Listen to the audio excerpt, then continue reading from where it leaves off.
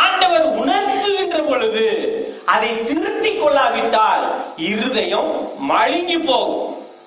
அந்த காரியத்தை நாம் திருத்தவும் முடியாது. அந்த காரியத்துக்கு நியாயம் பேச ஆரம்பிச்சிருவோம். நாம் செய்கிற தவறுக்கு நியாயம் பேச ஆரம்பிச்சிருவோம். ஆபிரகாம் பொய் சொல்லலையா? தாவீது தவறு செய்யலையா? இப்படி எல்லாம் நம்ம வேதத்திலிருந்து என்ன செய்ய ஆரம்பிச்சிருவோம்? நியாயம் பேச ஆரம்பிச்சிருவோம். திருத்திக் கொள்ள மாட்டோம். அப்ப ஆண்டவர் பேசுகின்ற பொழுதே நாம் என்ன செய்ய வேண்டும்? திருத்திக் கொள்ள வேண்டும். அதை மறந்து போக கூடாது. இல்லாவிட்டால் ஆண்டவரிடத்திலே நாம் வளர முடியாது. சும்மா வெட்டியா கிறிஸ்தவங்களை உட்கார்ந்து இருப்போம். வெட்டியா கிறிஸ்தவங்களை உட்கார்ந்து இருக்கிறதுல எந்த பிரயோஜனம் கிடையாது. கிறிஸ்தவங்களா இருக்கிறவங்க நம்ம என்ன செய்யணும்? இந்த உலகத்துல ஆண்டவருக்காக சாட்சியா வாழ்ந்து பரலோகத்துக்கு போகணும்.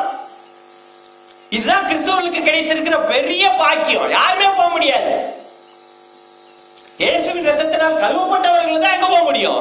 பரலோகத்துக்கு போக முடியும். நாமளே போகலைனா அப்பா கிட்ட நடந்து போய்கிட்டு இருக்கிறாள், நாளைக்கு நம்மளை பார்த்து சிரிக்காது. அது ரொம்ப முக்கியம். பரிசுத்தம் ரொம்ப முக்கியம். ஆண்டவர் உணர்த்துகின்ற பொழுதே நாம் நம்மை திருத்திக் கொள்ள வேண்டும். கீழ்ப்படுகின்ற பொழுது அந்த தீய சிந்தை அகன்றது போய்விடும். மறுபடியும் வரும்.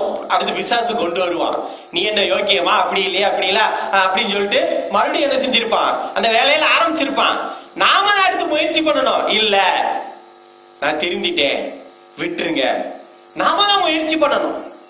ஆண்டவருடைய பிள்ளைகளா இருக்கிற நாம் அப்படியே நாம நின்றுட்டு இருக்கிறதுல ஒரு பிரயோஜனமும் கிடையாது.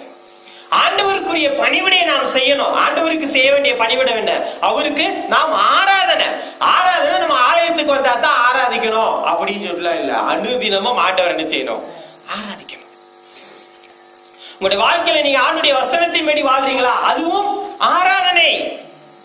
உங்களை பார்க்கிறவர்கள் கிறிஸ்துவை பார்க்கிறார்களா? அதுவும் ஆராதனை.